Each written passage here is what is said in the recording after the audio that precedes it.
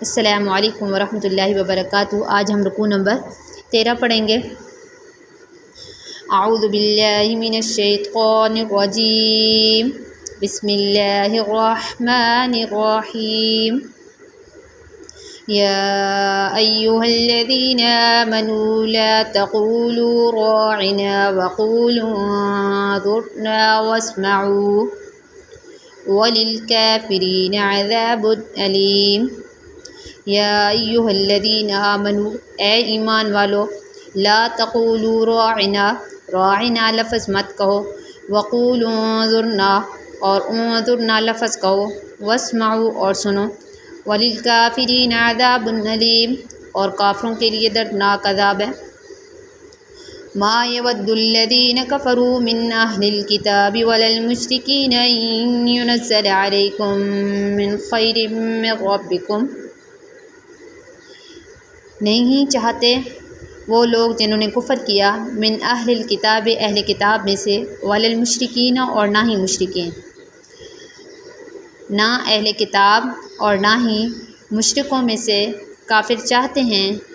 ان ینزل علیکم، یہ کہ تم پر نازل ہو، من خیر من ربکم، تم پر تمہارے رب کی طرف سے کوئی بھلائی، کوئی خیر بھلائی۔ واللہ یختص برحمتہ من یشاء، اور اللہ تعالیٰ اپنی رحمت جس کے لیے چاہتا ہے خاص کرتا ہے۔ واللہ ذو الفضل العظیم، اور اللہ تعالیٰ بڑے فضل والا ہے۔ ما ننسخ من آیت او ننسها نأت بخیر منها او مثلها، جو ہم منسوخ کرتے ہیں، من آیتن، کوئی بھی آیت، او ننسها، یا ہم بھلا دیتے ہیں، نأت، تو لے آتے ہیں، بخیر منها، اس سے بہتر، او مثلها، یا اس جیسی۔ جو ہم کوئی آیت بھلا دیتے ہیں یا منسوخ کر دیتے ہیں، کوئی آیت ہم منسوخ کر دیتے ہیں یا بھلا دیتے ہیں، تو ہم اس سے بہتر یا اس جیسی آیت لے آتے ہیں۔ الم تعلم ان اللہ علی کل شیء قدیر، الم تعلم، کیا تو نہیں جانتا کہ بے شک اللہ تعالیٰ ہر چیز پر قادر ہے۔ الم تعلم ان اللہ لہ ملک السماوات والارض، کیا تو نہیں جانتا کہ اسی کے لیے، یعنی اللہ ہی کے لیے، آسمان اور زمین کی بادشاہت ہے۔ کیا تو نہیں جانتا کہ بے شک اللہ، اسی کے لیے آسمان اور زمین کی بادشاہت ہے۔ وما لکم من دون اللہ من ولی ولا نصیر، اور اللہ کے سوا تمہارے لیے کوئی بھی دوست اور نہ ہی مددگار ہوگا۔ ام تريدون ان تسألوا رسولکم کما سئل موسیٰ من قبل، کیا تم چاہتے ہو کہ تم بھی رسول صلی اللہ علیہ وآلہ وسلم سے ایسے ہی سوال کرو جیسا کہ حضرت موسیٰ علیہ السلام سے اس سے پہلے سوال کیے گئے۔ ومن يتبدل الكفر بالایمان فقد ضل سواء السبیل، اور جس نے اپنے ایمان کو کفر سے تبدیل کر ڈالا، اپنے ایمان کو کفر سے بدل دیا، تحقیق وہ سیدھے راستے سے گمراہ ہو گیا۔ ود کثیر من اہل الکتاب لو یردونکم من بعد ایمانکم کفارا حسدا من عند انفسہم من بعد ما تبین لہم الحق، ودہ چاہتے ہیں، محبت کرتے ہیں، پسند کرتے ہیں، اہل کتاب میں سے بہت سے چاہتے ہیں کہ کاش وہ تمہیں تمہارے ایمان کے بعد کفر کی طرف لوٹا دیں۔ حسد من عند انفسہم، آپس میں حسد کی وجہ سے، ما تبین لہم الحق، حق کے واضح ہو جانے کے بعد، من بعد، حق کے واضح ہو جانے کے بعد آپس میں حسد کی وجہ سے اہل کتاب چاہتے ہیں کہ تمہیں تمہارے ایمان کے بعد کفر کی طرف لوٹا دیں۔ فاعفوا واصفحوا حتی یأتی اللہ بامرہ، پس معاف کرو اور درگزر کرو یہاں تک کہ اللہ تعالیٰ کا حکم آ جائے، یا اللہ تعالیٰ اپنا حکم لے آئے۔ ان اللہ علی کل شیء قدیر، بے شک اللہ تعالیٰ ہر چیز پر قادر ہے۔ واقیموا الصلاۃ وآتوا الزکاۃ، اور نماز کو قائم کرو اور زکوٰۃ ادا کرو۔ وما تقدموا لأنفسكم من خير تجدوه عند اللہ، اور جو تم بھلائی اپنے لیے آگے بھیجو گے تو اللہ کے پاس اس کو بہتر پاؤ گے۔ ان اللہ بما تعملون بصیر، بے شک اللہ تعالیٰ تمہارے اعمال کو دیکھنے والا ہے۔ وقالوا لن يدخل الجنة إلا من كان هودا أو نصارى، اور وہ کہتے ہیں یعنی یہودی اور نصرانی کہتے ہیں کہ جنت میں ہرگز داخل نہیں ہوں گے سوائے اس کے جو یہودی یا نصرانی ہو۔ تلک امانیہم، یہ ان کی تمنائیں ہیں، یہ ان کی آرزویں ہیں۔ قل ہاتوا برہانکم ان کنتم صادقین، آپ صلی اللہ علیہ وآلہ وسلم فرما دیجئے تم اپنی دلیلیں لے آؤ اگر تم سچے ہو۔ بلا من اسلم وجہہ للہ وہو محسن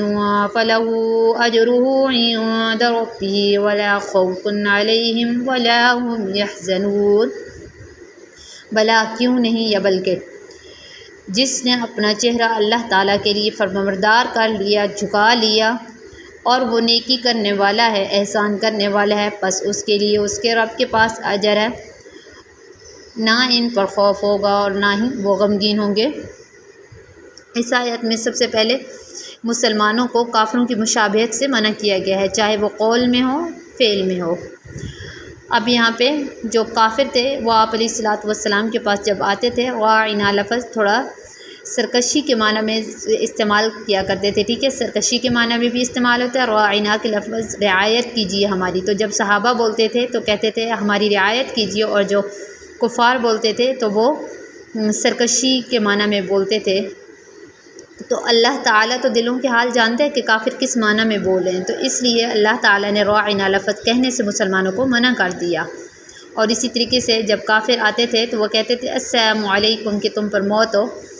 تو آپ علیہ الصلاۃ والسلام کو یا ساتھیوں کو، آپ صلی اللہ علیہ وسلم کے اصحاب کو حکم دیا گیا کہ صرف وعلیکم پر اکتفا کرو، تاکہ وعلیکم کہو تو مطلب یہ ہوگا کہ تم پر بھی موت ہو، اور اگر وعلیکم السلام کہا جائے تو تم پر سلامتی ہو۔ آگے یہ اہل کتاب اور مشرکین نہیں چاہتے ہیں کہ مسلمانوں پر ان کے رب کی طرف سے کوئی بھی بھلائی نازل کرے، یعنی ان پر کوئی بھی اللہ اپنی بھلائی نازل کرے، وہ بالکل بھی نہیں چاہتے ہیں، لیکن یہ اللہ کی رحمت ہے، چاہے وہ نبوت ہو، یعنی عرب کے اندر اللہ نے بھیجی ہے، تو یہ اللہ تعالیٰ کی رحمت ہے جس کے ساتھ وہ چاہتا ہے خاص کرتے ہیں۔ آگے معنی سخت من آیت نون سے آتی، اس کے بارے میں نے آسان سے الفاظ میں آپ کو یہ بتایا تھا کہ آیتوں کی دو قسمیں ہوتی ہیں، ایک آیتیں قرآن پاک کے اندر موجود ہیں، 3 آیتوں کی قسمیں، دوسری قرآن پاک کے اندر موجود ہی نہیں ہیں، تھیں لیکن اللہ تعالیٰ نے ان کو ختم کر کے اس کی جگہ پہ دوسری بھیج دی ہیں، اور تیسری آیات یہ ہیں کہ وہ موجود ہیں قرآن پاک میں لیکن ان پر عمل نہیں کرتے ہیں۔ جیسے پہلے حکم ہوتا تھا کہ اگر آپ نے جو روزہ رکھنا ہے جیسے ہی آپ سو جائیں گے تو آپ کا روزہ دوبارہ شروع ہو جائے گا، اور سمجھو اس طرح بہت مشکل ہوتی تھی۔ ایک صحابی کے بارے میں اور حضرت عمر کے بارے میں بھی ایسی واقعات آتے ہیں کہ وہ ظاہر سی بات ہے کہ وہ کام کر کے جب صحابہ آتے تھے گھر میں تو تھکے ہارے، اور بیوی جب کھانا شانہ بنانے کے لیے لگ جاتی تھی تو وہ جب آنکھ لگ جاتی تھی تو اب تو ان کا روزہ شروع ہو جاتا تھا، اب بھوکے پھر روزہ شروع ہو گیا، اور دوسرا بیوی کے پاس بھی نہیں جاتے تھے، بیوی کے ساتھ تعلقات بھی قائم نہیں رکھ سکتے تھے کیونکہ روزہ شروع ہو گیا۔ تو یہ بہت سی مشکلات پیش آ رہی تھیں، پھر اللہ تعالیٰ نے اس حکم کو منسوخ کر دیا ہے، بس اتنا سا حکم نازل کیا ہے کہ فجر کے وقت سے مغرب کے وقت تک روزہ رکھنا ہے، ٹھیک ہے، سحری کے وقت سے لے کر مغرب کے وقت تک روزہ رکھنا ہے، آسان سا حکم نازل۔ تو پہلا حکم منسوخ ہو گیا اور دوسرا حکم موجود ہے، یعنی دوسرا حکم، پہلا جو منسوخ ہے اس کو ناسخ کرنے والا جو دوسرا حکم آیا ہے وہ ناسخ کہلائے گا۔ اور کچھ آیتیں قرآن پاک میں موجود نہیں ہیں، جیسے بوڑھے مرد اور عورت اگر زنا کریں تو ان کے لیے کیا سزا ہے، وہ لاگو کی جاتی ہے، لیکن وہ قرآن پاک کے اندر آیتیں موجود نہیں ہیں، تھیں، اللہ تعالیٰ نے ان کو منسوخ کر دیا۔ تو اور ناسخ منسوخ پر بھی ایمان لانا ضروری ہے، جو آیات اللہ نے نسخ کی ہیں، منسوخ کی ہیں، تو ان پر ایمان لانا بھی ضروری ہے۔ اگر کوئی اس کو مانتا بھی نہیں ہے تو پھر سمجھو اسلام کی ایک چیز کا انکار کر رہا ہے۔ آگے ام تریدون ان تسألوا رسولکم، کہ کیا تم رسول صلی اللہ علیہ وآلہ وسلم سے بھی ایسی سوال کرتے ہو جیسا کہ موسیٰ علیہ الصلوۃ والسلام سے سوال کیے گئے، یا آپ علیہ الصلوۃ والسلام کے اصحاب میں سے کسی نے کچھ سوال کیے تھے جس کے بارے میں آپ علیہ الصلوۃ، وہ سوال کیا کیا تھا؟ یہ سوال کیا تھا کہ اللہ کے رسول، جیسے بنی اسرائیل پر سزا اترتی تھی، مطلب ان کو سزا مل جاتی تھی ان کے گناہوں کی، تو ہمیں بھی ایسی ہی سزا مل دیا کرے۔ آپ صلی اللہ علیہ وسلم نے فرمایا کہ نہیں۔ پھر دوسری دفعہ بھی اس نے کہا، آپ صلی اللہ علیہ وسلم نے فرمایا اے اللہ ایسا نہیں، یعنی یہ حکم نازل نہیں کرنا۔ تیسری دفعہ بھی ایسا ہی۔ پھر آپ علیہ الصلوۃ والسلام نے فرمایا کہ بنی اسرائیل کوئی بھی گناہ کرتے تھے تو صبح کے وقت ان کے دروازے پر لکھا ہوا پایا جاتا تھا، اور ساتھ سزا بھی لکھی ہوئی پائی جاتی تھی کہ یہ اس سزا کے ساتھ تو تمہارا گناہ معاف ہوگا، تم دنیا کے اندر سزا چاہتے ہو یا آخرت کے اندر۔ تو سمجھو ساروں کے سامنے اس بندے کا گناہ آ جاتا تھا، تو اس لیے سوال منع کیا گیا سوالوں سے، کہ جیسا کہ موسیٰ علیہ السلام کی قوم سوال کیا کرتی تھی ایسے سوال مت کرو۔ آگے پھر ہے کہ ود کثیر من اہل الکتاب، جو اہل کتاب ہیں ان میں سے اکثر وہ جانتے ہیں کہ یہ کتاب سچ ہے، جو قرآن پاک نازل ہوا ہے یا آپ صلی اللہ علیہ وسلم سچ ہیں، لیکن ان کے دلوں کے اندر حسد کیا ہے؟ حسد یہ ہے کہ یہ عرب کے اندر سے نبی آیا ہے، اس لیے وہ مسلمانوں کو کفر کی طرف دوبارہ لوٹانے کی کوشش کر رہے ہیں۔ لیکن اللہ نے پھر مسلمانوں کو، صحابہ کرام آپ علیہ الصلوۃ والسلام کو حکم جو دیا فاعفوا واصفحوا، تو انہوں نے بھی اس پر عمل کیا کہ معاف بھی کیا اور درگزر بھی کیا۔ آگے پھر واقیموا الصلاۃ وآتوا الزکاۃ، نماز قائم کرنے کا اور زکوٰۃ دینے کا حکم دیا گیا ہے، اور اس کے علاوہ جو بھی آپ نیکی کریں گے، صدقہ کریں گے، جو چیز بھی آپ آگے بھیجیں گے اس کو آپ اللہ کے پاس بہتر ہی پائیں گے۔ صدقے کے بارے میں بھی آتا ہے کہ جیسے بچہ پیدا ہوتا ہے تو بڑا ہوتا رہتا ہے وقت کے ساتھ ساتھ، ایسے ہی آپ تھوڑا بہت جو بھی صدقہ کرتے ہیں، 10 20 25 30 جو بھی خرچہ تھوڑا صدقہ مدارس وغیرہ میں یا کہیں بھی اپنے غریب رشتہ داروں میں خرچ کرتے ہیں، تو وہ بھی آپ کا صدقہ بڑا ہوتے ہوتے انسان کی طرح، جیسے انسان بڑا ہو جاتا ہے ایسے ہی وہ بھی احد پہاڑ کی طرح قیامت والے دن آپ کو بہت بڑا ملے گا، یعنی اتنا صدقہ بڑھ جاتا ہے۔ آگے جو یہودی ہیں وہ کہتے ہیں کہ اور نصرانی کہتے ہیں کہ جنت میں صرف یہودی اور نصرانی ہی داخل ہوں گے، تو اللہ تعالیٰ نے آپ علیہ الصلوۃ والسلام کو فرمایا ہے کہ ان سے کہیں پھر اس بارے میں کوئی دلیل لے آؤ اگر تم سچے ہو، لیکن وہ ایسی دلیل تو کوئی نہیں لا سکے ہیں، ٹھیک ہے۔ آگے اللہ تعالیٰ نے فرمایا ہے کہ جس نے اپنا چہرہ آپ اللہ کے لیے فرمانبردار کر لیا، وہ نیکی بھی کرنے والا ہے، تو اس کا اجر اللہ کے پاس ہوگا، اس پر خوف بھی نہیں ہوگا، غم بھی نہیں ہوگا، ٹھیک ہے۔ السلام علیکم ورحمۃ اللہ۔